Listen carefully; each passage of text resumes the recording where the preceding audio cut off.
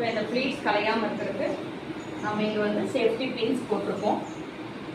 So இந்த பொசிஷனுக்கு அப்படியே உங்கள் சாரியை மூவ் பண்ணிக்கோங்க. மூவ் பண்ணிவிட்டு எல்லாம் கரெக்ட் பண்ணிக்கோங்க. ஸோ இப்போ ப்ளீட்ஸ் போட்டுருக்கு இல்லையா? இப்போ என்ன பண்ணுறோம்னா நம்ம உள்ளே முந்தி சொல்லுவோம் இல்லையா அந்த ஸ்டார்டிங் பொசிஷன், அதை வந்துட்டு நம்ம இப்படி உள்ளே கொண்டு போவோம்.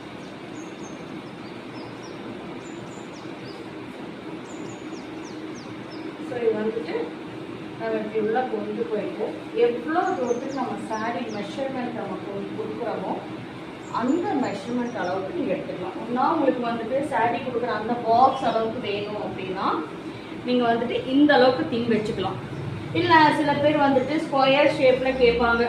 ஸோ அப்படின்னா நீங்கள் இந்த அளவுக்கு வச்சுக்கலாம். வேறு எந்த டிஃப்ரென்ஸும் கிடையாது. ஸோ இப்போ நான் இப்போ என்ன பண்ணுறேன்னா இந்த சாரீ பாக்ஸில் கொடுப்பாங்க இல்லையா அந்த சைஸ்க்கு நான் பண்ண போகிறேன். ஸோ இந்த ஃபோல்டிங் உள்ளுக்குள்ள தான் வரப்போகுது. இதில் எந்த ஐடியும் கிடையாது. அதனால் நீங்கள் ஜஸ்ட் ரஃபாக இந்த மாதிரி ஃபோல்டு பண்ணிக்கலாம். அந்த சைஸ் மட்டும் பார்த்து நீங்கள் ஃபோல்டு பண்ணிக்கலாம்.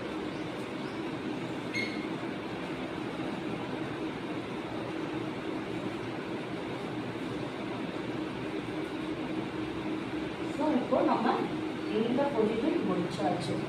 இப்போ என்ன பண்ணுறோம்னா ஆப்போசிட்டில் நம்ம ஃப்ளீட்ஸ் பண்ணி ஆல்ரெடி நம்ம வந்துட்டு இந்த ஃப்ரண்ட்டில் வர ஃப்ளீட்ஸ் நம்ம எடுத்து வச்சுருக்கோம் இல்லையா, அந்த ஃப்ளீட்ஸை நம்ம இப்போ இங்கே கொண்டு வரப்போம். ஸோ இன்றைக்கி பார்த்தீங்கன்னா நம்ம 11 ஃப்ளீட்ஸ் கொண்டு வந்திருக்கோம். இதில்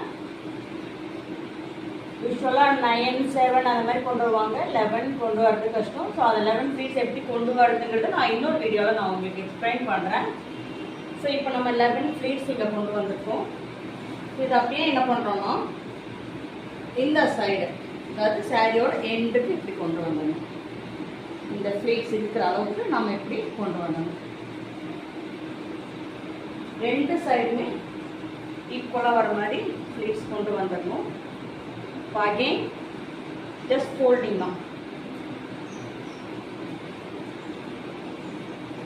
இதை அப்படியே ஆப்போசிட் டைரக்ஷனில் அப்படி கொண்டு போயிடணும். உள்ள இருக்கிற ஃப்ளீட்ஸ் உங்களுக்கு தெரியுதா? இது கலையவே கூடாது. இதே பொசிஷனில் இருக்கணும்.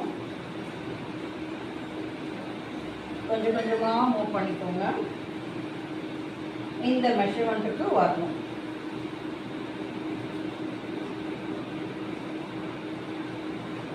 தென் அகெயின் நீங்கள் இதை எடுத்துக்கோங்க. என்ன பண்ணுங்க, அதாவது அந்த ஃப்ளீட்ஸ் வந்து கலையாமல் இப்படி ஃபோல்டு பண்ணிக்கிறீங்க. ஃப்ளீட்ஸ் போடும்போது கேர்ஃபுல்லாக இது பண்ணிக்கோங்க. உங்களுக்கு கஷ்டமாக இருந்துச்சுன்னா நீங்கள் உங்கள் மேலே வந்துட்டு இந்த சாரியை போட்டுக்கலாம்.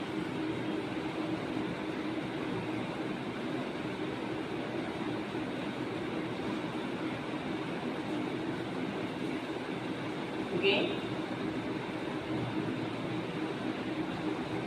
ஃபோல்டிங் இப்படி கொண்டு வரோம். அகெயின் இப்படி கொண்டு வரோம். சாரி எப்போ ஃபோல்டு பண்ணுறோமோ அந்த டிஸ்டன்ஸ் அளவுக்கு இருந்தால்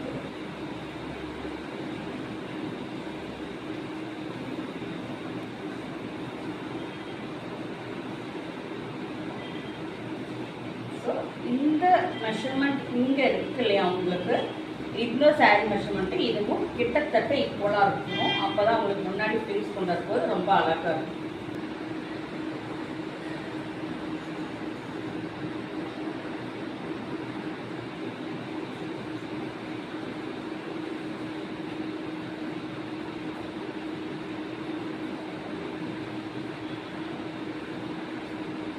ஸோ இப்போ பார்த்தீங்கன்னா 1, 2, 3, 4, 5, 6, 7, 8, 9, 10, 11. ஸோ 11 ஃப்ளீட்ஸ் எக்ஸாக்டாக நம்ம இந்த சாரிக்கு ஃப்ளீட் கிடச்சிச்சு. இப்போ என்ன பண்ணணும்னா இதை அப்படியே எடுத்துட்டு பின்னாடி இப்படி கொண்டு போகணும். அவ்வளோதாங்க. ஸோ பர்ஃபெக்டாக நம்மளோட சாரி ஃப்ளீட்டிங் டன். இப்போ என்ன பண்ணணும்னா இந்த எக்ஸஸாக இருக்குது இல்லையா, இதை அப்படியே ஃபோல்ட் பண்ணிக்கோங்க. Fold, fold, fold, and again இது வந்துட்டு நீட்டாக நீங்கள் ஆர்கனைஸ் பண்ணதுக்கப்புறம் இந்த ஃபோல்டிங் என்ன பண்ணணும்னா இங்கே வந்துட்டு உள்ள ஒரு பிளேஸ் இருக்கும். ஸோ அதுக்குள்ள நீங்கள் ஜஸ்ட்டு இன்சர்ட் பண்ணிட்டீங்கன்னா so final output this is. நீங்கள் இது எப்படி வச்சிங்கனாலும் கலையவே கலையாது. So this is a perfect sari pre painting. உங்களுக்கு இதில் ஏதாவது டவுட்ஸ் இருந்துச்சுன்னா என்னோட வாட்ஸ்அப் என்னோட இன்ஸ்டாகிராமில் மெசேஜ் பண்ணுங்கள். அதுக்கு கிளாரிஃபை யுவர் டவுட்ஸ். அதே மாதிரி இந்த 11 ப்ரீட்ஸ் எப்படி எடுக்கணும் அப்படிங்கிறத இன்னொரு வீடியோவில் நான் உங்களுக்கு எக்ஸ்பிளைன் பண்ணுறேன். Until then, take care. Bye bye.